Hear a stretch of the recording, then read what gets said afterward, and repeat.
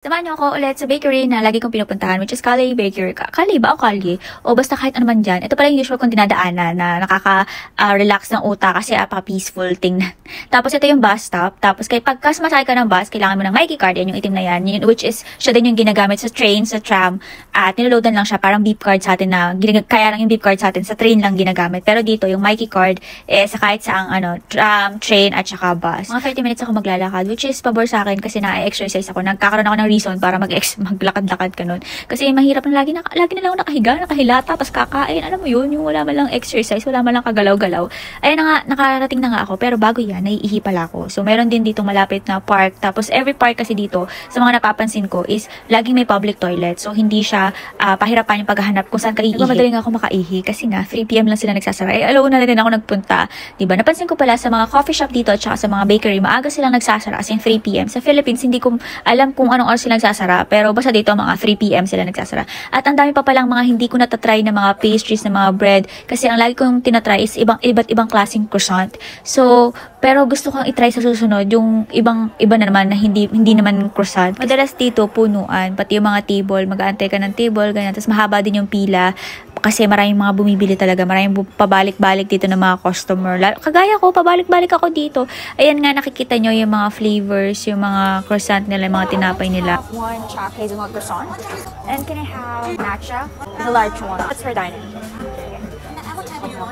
I don't have time for it yet. At the moment, would you like to put your name down and then we can say, and cut your name? Jasmine. So I'll just put here waiting for table. When someone leaves, just if you let us know the table number. Okay. Nice.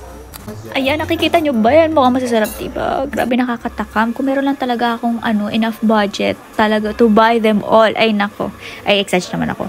Pero kasi lagi, nag-aalat lang ako ng budget everyday kung magkano yung pwede kong gastusin. Kaya isang tinapay at isang drink lang talaga ang kaya ng budget ko. Pero balang araw, dadami din yung budget ko. Baka para sa akin na din, para hindi masobrahan na matabes. Kaya okay lang pala na budgeted para at least to watch mo yung yung kinakain mo. Kasi pag nasobrang ka naman mas mahirap naman yun. Lahat ng sobrang masama, lahat ng kulang masama, dapat yung sakto lang. Ito na nga yung pinakahihintay ko, ang chocolate hazelnut croissant. Excited na ako matry siya. First time ko ata tumatry sa kanila. Actually, hindi ko na maalala.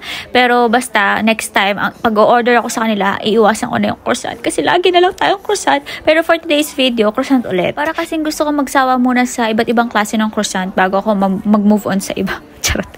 Ayan na nga, ala. Kung masarap, diba? Wala pala siyang palaman sa loob. Pero yung toppings lang meron siya. At in fairness, ay nako, masarap siya. Masarap. Grabe, na-enjoy ko talaga yung croissant. Actually, na-enjoy ko naman kahit anong bread. Sobrang hilig ko kasi sa bread. At hindi pa dyan nagtatapos ang lahat. Siyempre, dumaan muna ako sa Yochi sa may Carlton din to. Tapos, ito yung pwede kang bumili ng iba't ibang klase ng yogurt. Tapos, iba't iba din klase yung toppings. So, ikaw na bahalang mamili na yogurt na gusto mo. Pwede din pala kayo mag-ask dun sa staff nila kung pwedeng tikman mo yung iba't ibang flavor. Tapos, ay bibigyan ka nila ng maliit na cup na para dun mo ilalagay yung flavor na gusto mong tikman.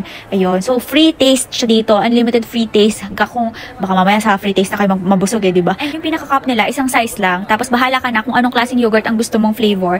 Pwede ding kahit nga kung gusto mo lahat sila ilagay mo okay lang kasi by weight siya yung pagbili dito, hindi kung anong yogurt or kung anong flavor or kung anong toppings ang ilalagay mo, kundi kung gaano kabigat yan, yun yung babayaran mo. So, mas magaan, mas mura siya. So, kung gusto mo magpakabusog ka na sa free taste para naman mas magaan na lang ilagay mo at di makakatipid ka, charot lang. Tinuruan pa ng kasamaan Pero free taste naman kasi ako nga din nung unang punta. Actually, nung una at pangalawang punta ko dito, nag-free taste ako kasi nakakalimutan ko na yung mga lasa ng bawat flavor Kasi ito pala yung mga toppings na pwede mong pamilihan. Sobrang dami nilang toppings na pwede mong pamilihan.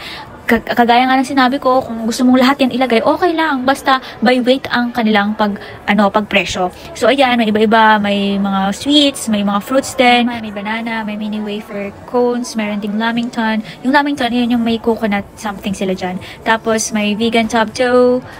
May mga sagu-sagu pa sa likod. Diba? May organic halva, may mango. Ang dami nilang pamimilian. May kiwi, may lychee. At dahil trip ko ang kiwi na sana matamis, syempre ilalagay natin yan as toppings natin. Pero feeling ko, medyo konti lang para hindi masyadong mabigat. Para matry pa natin yung ibang toppings. Tapos ayan, marami silang mga chocolates, may Biscoff spread. Masyado atang matamis yung Biscoff spread. So ayoko niyan. Kasi meron din akong spread sa bahay niyan. Di ba, may cookies pa. Pwedeng ibang toppings yung cookie. At may strawberry mochi na gusto ko matry. At may mga nips, may mga Maltesers. Tama ba yun? Tapos hindi ko na kasi mabasa. Basta may mga nuts. Ay nako, syempre try natin tong honey roasted cashews. Dahil mahilig ako sa mga nuts. Kahit nakaka-pimple sila. Pero sana lubayin ako ng pimples. May din, shredded coconut ata sa likod. Tapos, ito yung pretzel. So, tatry natin yan. Kahit meron sa Pinas ng pretzel. At syempre, ito yung Nutella. Okay. So, pang ano natin yan, pang toppings din ang ating Nutella. Kasi ang sarap niyang i-partner sa mga yogurt. Ay nako, kahit sa yaw-yaw. Ay nako, ang sarap ng may chocolate. Kung mahilig kayo sa mga desserts, try nyo na itong Yochi sa may Carlton. At kukuha nga din ako ng brownies na tansya ko ay napakasiksik. Kaya feeling ko, ang bigat na itong binibili ko. Pero